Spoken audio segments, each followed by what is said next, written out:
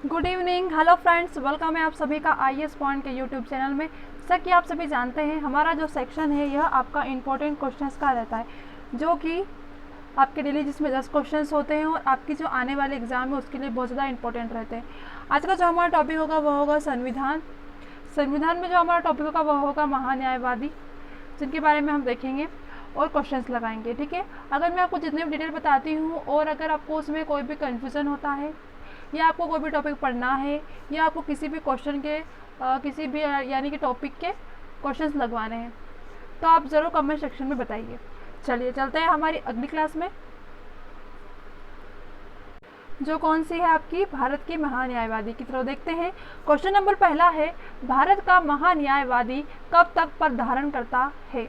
Option है आपके पास 2 वर्ष तक, 5 वर्ष तक, राष्ट्र के प्रसाद पर्यंत, प्रधानमंत्री के प्रसाद पर्यंत। क्या होगा इसका सही जवाब? ऑप्शन नंबर ए, बी, सी या फिर डी। भारत का न्यायवादी कब तक पद धारण करता है, कब तक करता है? तो आपको बता दूं, राष्ट्रपति का जो प्रसाद प्रयत्न होता है पर्यंत, तब तक ही भारत का महान्यायवादी पद धारण कर सकता है। चलिए देखते हैं अब यह क्या है।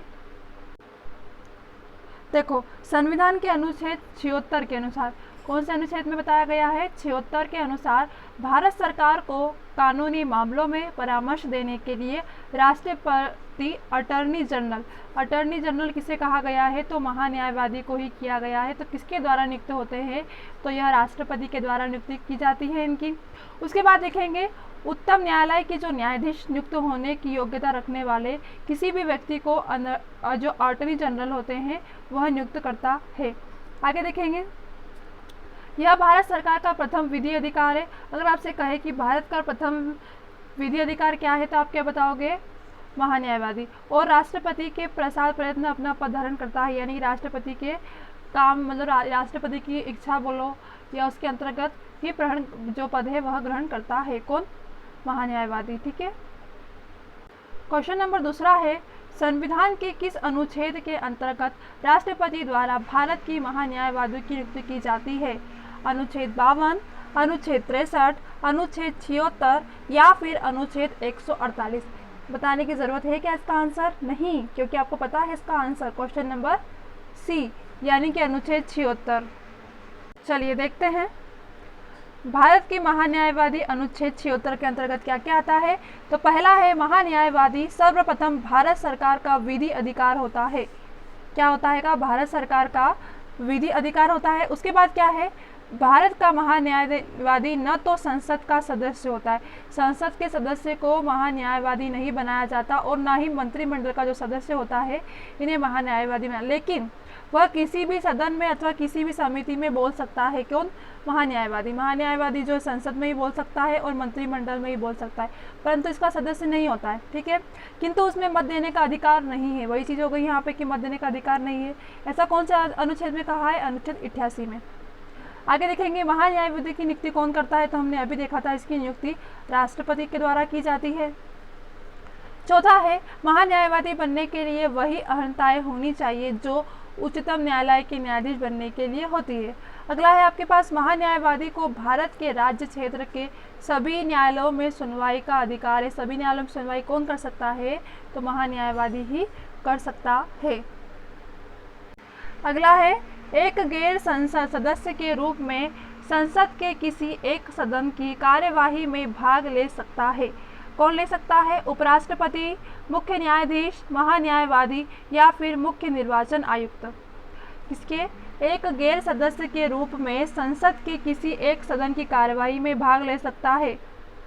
इसका सही जवाब क्या होगा? ऑप्शन नंबर सी, यानी कि महान्यायवादी।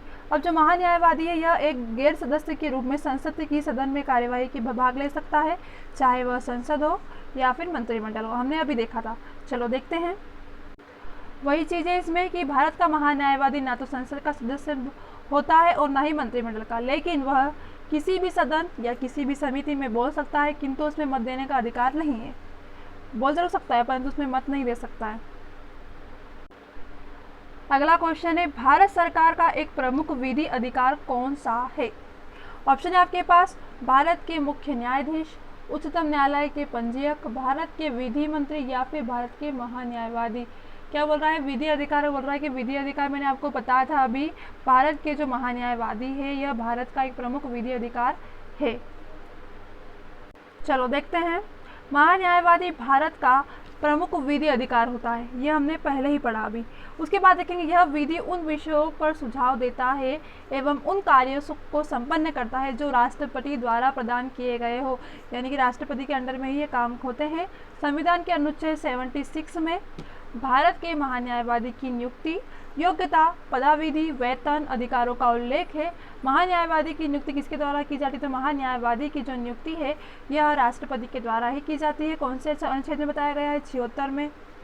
क्या है यह, तो एक महान्यायवादी का भारत का एक प्रमुख विधि अधिकार है। भारत सरकार का प्रथम विधि अधिकार कौन है, प्रथम विधि अधिकार कौन सा है, संघीय विधि मंत्री, भारत का महान्यायवादी, विधि सचिव या फिर भारत का मुख्य न्यायाधीश। देखो आंसर आज तो बहुत इजी है, आपको ज़रूर पता होंगे, इसलिए कमेंट सेक्शन में ज़रूर बताओ। देखो इसका बताने की ज़रूरत ही नहीं है मेरे को भी, इसका भी कि प्रथम विधि अधिकार कौन से है, आप खुद ही बता दोगे। इसका ऑप्शन नंबर बी, यानी कि भारत के जो महान्यायवादी है यह प्रथम विधि अधिकार है, किसका, भारत सरकार का। अगला क्वेश्चन है, भारत के अटॉर्नी जनरल यानी कि महान्यायवादी की नियुक्ति कौन करता है, सर्वोच्च न्यायालय का मुख्य न्यायाधीश, भारत का प्रधानमंत्री, भारत के राष्ट्रपति या फिर संघ लोक सेवा आयोग। कौन करते हैं अटॉर्नी जनरल को नियुक्त या फिर महान्यायवादी को नियुक्त, फटाफट कमेंट सेक्शन में बताओ।